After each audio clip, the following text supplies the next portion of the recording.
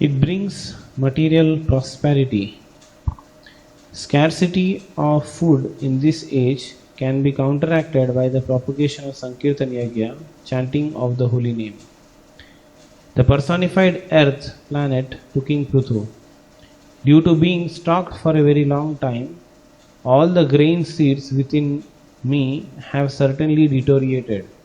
Therefore, you should immediately arrange to take these seeds out by the standard process which is recommended by Acharyas and or Shastras.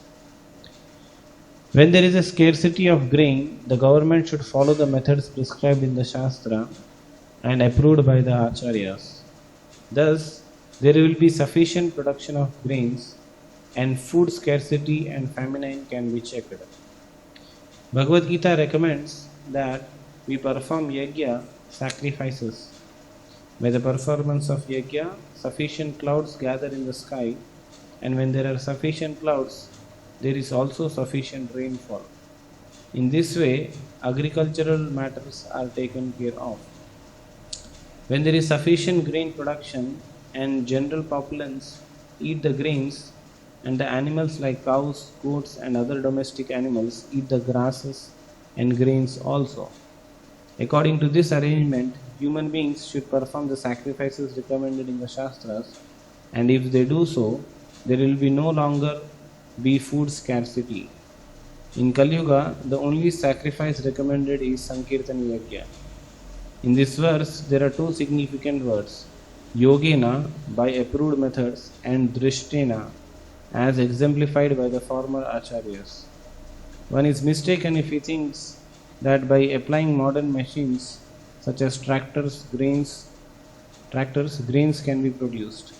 If one goes to a desert and uses a tractor, there is still no possibility of producing grains.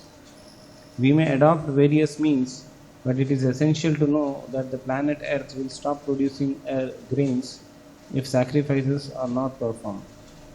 The Earth has already explained that because of non-devotees are enjoying the production of food, she has reserved food seeds for the performance of sacrifice.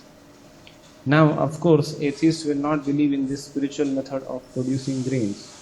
But whether they believe or not, the fact remains that we are not independent to produce grain by mechanical means. As far as the approved method is concerned, it is enjoined in the Shastras that the intelligent men in this age will take to Sankirtan movement, and by so doing, they shall worship the Supreme Personality of Godhead, Lord Chaitanya, whose bodily complexion is golden and who is always accompanied by his confidential devotees to preach this Krishna consciousness movement all over the world.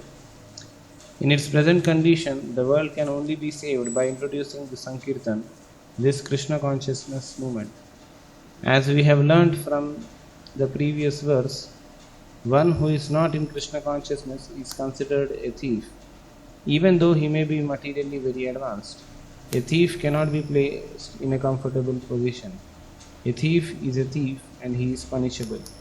Because people are without Krishna consciousness, they have become thieves and consequently they are being punished by the laws of material nature. No one can check this, not even by introducing so many relief funds and humanitarian institutions.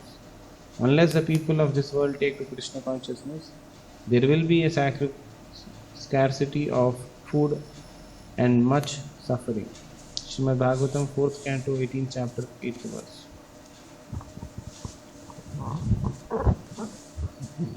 Hare Krishna. The nature supplies based on Krishna's order. This is unknown to the atheistic people. They generally think that the natural resources are meant for exploitation. They think like that, foolishly. That's like if you want to tap electricity, you have to pay tax to the electricity board. If you want to tap drinking water, you have to pay tax to the municipality. Similarly, if you have to go to a college, study and earn a degree, you have to pay some fee, college fee. So nothing comes for free in this world. But Krishna is so kind, the tax that one has to pay to Krishna is called yajna, and which is not very difficult to perform. Annad bhavanti bhutani पर्जन्यात् अन्नसम्भवः यज्ञात् भवति पर्जन्यो यज्ञ कर्म samudbhavah. And what yajna I have to do? Karma samudbhavah. According to my guna and karma, yajnas are prescribed. A Brahman has to do yajan, yajan, patan, patan, dana, pratigraha. It is said that he has to do sacrifices, and he has to teach it, and he has to study the scriptures, preach it, and he has to live only on charity, and if he gets excess, he should distribute it. Similarly, Kshatriya has his duties also. Protection, administration, welfare of the praja. Vaishyas have their respective duties also. By performing one's duty and offering the fruits to Krishna, yajna is performed. And by which Lord is satisfied, then Lord will smile, the nature will also smile, producing all the necessities for all the living beings. For what?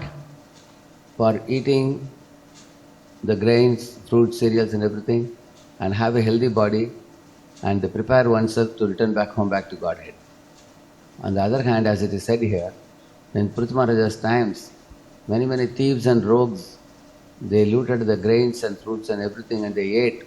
With a plumpy body, they were indulging in sinful activities, not worshipping Lord Krishna. So Bhumi became annoyed. She thought that my Lord is ordering me to produce all this, but these fellows are misusing it. So she withdrew her grains and kept with herself, not yielding them. Therefore, Prithu Maharaja had to ask her, why are you keeping it with yourself and not giving it to my children? So, in this way you will find the word chor or the thief in Sanskrit is called sthena. Ishtan bhogan givo deva dasyante yajna bhavitaha tairdattana pradayebhyo yo bhunkte sthena eva saha. We say yo bhunkte sthena eva saha. One who eats and enjoys without offering sacrifices to Supreme Lord is counted as a thief. It is said here. So therefore, one should know the nature will not go on giving if the nature finds that it's being misused.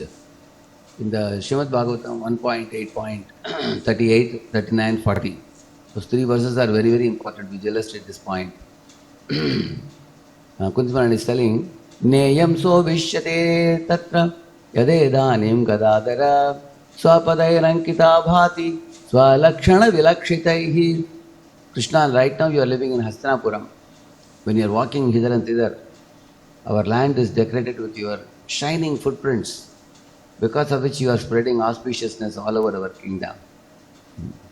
Kevayam nama rupabhyam yadubihi saha pandava bhavato adarshanam jarhi rishikanam iveshitu.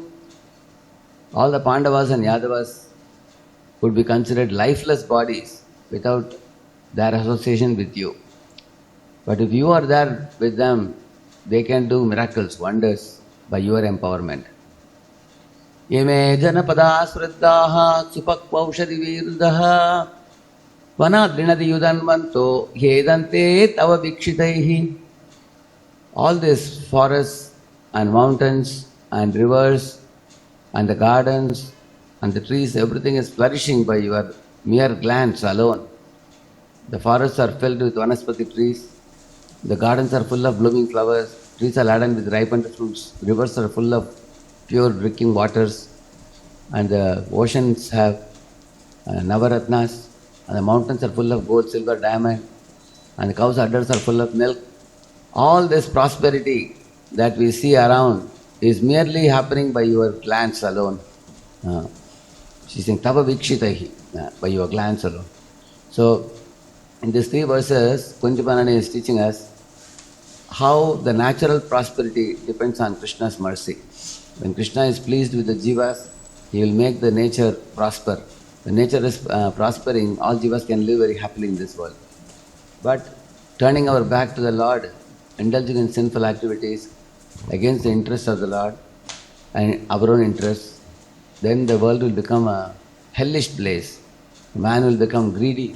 Instead of producing grains and fruits and cereals, he will produce tobacco and cash crops, coffee and tobacco and sugar cane and such things, but he will not be able to produce the essential commodities and all living entities will suffer without grains.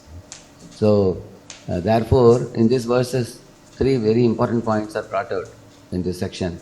One is, one who is not aligning with the Lord is considered a thief. Such a thief is an exploiter.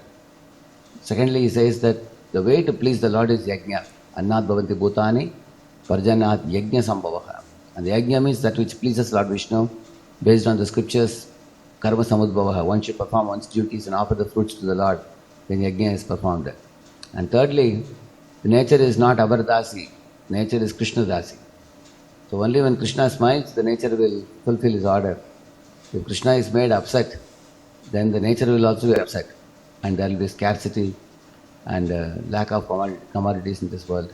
So anyone who is keen to live a prosperous and happy life in this world as well as attain the perfection after death, a very simple formula is align with God's laws as given in the scriptures, perform the yajna for his satisfaction and receive the gifts of nature by pleasing the Supreme Lord. And the best way to perform yajna in this day and age is the chanting of the holy name called Sankirtana Yajna. It should be done in a mood of pleasing the Lord, satisfying the Lord, submitting to the Lord, becoming obedient to the Lord, becoming surrendered to the Lord. If that mood is adopted by the living entities, that alone will produce material and spiritual prosperity without doubt. Harinam Prabhu ki